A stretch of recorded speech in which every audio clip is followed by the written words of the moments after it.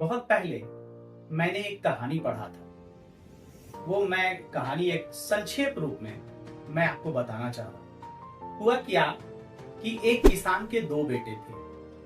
जो बड़ा बेटा था वो बहुत ही शांत स्वभाव का, बहुत शालीन, बहुत आज्ञाकारी, आस्तिक, और उसका छोटा बेटा था उसके विपरीत, बहुत चालाक, बहुत तेज, नास्तिक।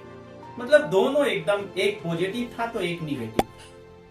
बड़ा बेटा हमेशा क्या करता था, अपने बाबूजी का आदर सत्कार करता था, और वहीं गांव के बगल में ही एक पेड़ के पास छोटा सा एक देवी स्थान, देवी का मूर्ति था। उस जगह वो सफाई करता था, उनकी पूजा भी करता था। लेकिन जैसे ही उसका पूजा खत्म होता था वो चला जाता था अपने घर को, और बाद में छोटा बेटा उसी जगह आता था और उस जगह वो मूर्ति पर ही गंदी संदी चीजें कर देता था। गंदा फूक फेंकना और भी कुछ चीजें वो हमेशा गंदा कर देता था। किसान भी उससे परेशान रहता था। एक दिन की बात है कि किसान रात में निंद्रा में सोए हुए, उसी समय देवी माँ उनके ख्यालों में आती है और कहती है कि अगर यही हाल चलता रहा तो मैं तुम्हारे बड़े बेटे को मार दूं।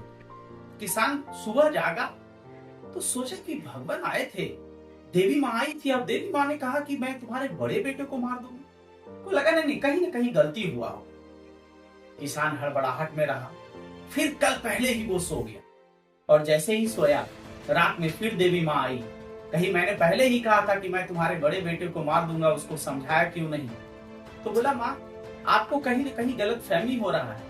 बड़ा बेटा तो आपका सुनता भी है, आपको मानता भी है, हमारा भी कहना सुनता है।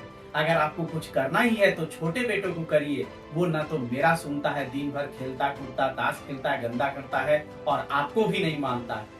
कहते हैं वो तुम्हारा नहीं सुनता है तो क्या मेरा सुनता है? वो हमारा भी नहीं सुनता है, उस पर मेरा भी बस नहीं चलता। इस कहानी का मोरल क्या था? इस कहानी का मोरल यही था कि अगर आप ज्यादा किसी का सुनोगे तो वो आपको ज्यादा सुनाए, ज्यादा आपको तंग करे।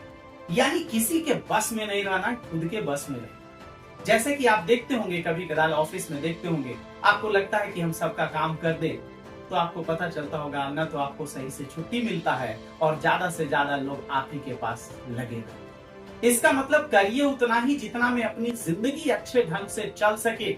न तो अति प्रेम कीजिए, न तो अति खाने से लगाव रखिए, न तो किसी से ज्यादा, नॉर्मल रखिए, जिंदगी ज्यादा आगे बढ़े।